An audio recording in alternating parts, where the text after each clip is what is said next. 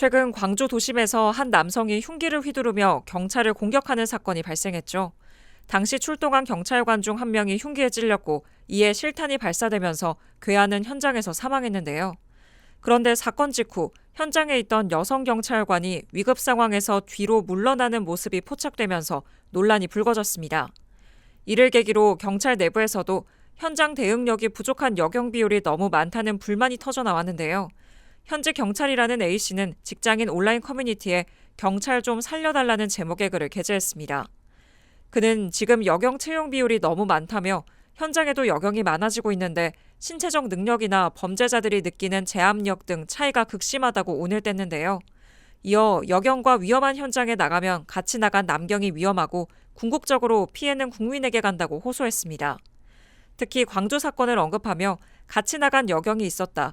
현장에서 무기력한 모습을 보이면 결국 더 위험한 상황을 초래할 수밖에 없다고 강조했습니다. 그러면서 동료 여경을 욕하고 싶지는 않지만 현장에서 여경은 같이 출동 나가기 부담스러운 존재다라고 적었고요. 실제로 경찰청 통계에 따르면 2023년 기준 여성 경찰관 비율은 전체의 15%로 8년 만에 2배로 증가했습니다. 이는 정부가 추진한 여경 확대 정책에 따른 결과인데요. 네티즌들 사이에서도 이에 대한 논쟁이 거세지고 있습니다. 비판적인 입장에서는 여경이 출동해도 결국 실질적인 대응은 남경이 해야 하는 상황이라며 여경 무용론을 제기하는 반응도 많았습니다. 반면 문제는 흉기를 든 범죄자지 여경이 아니다.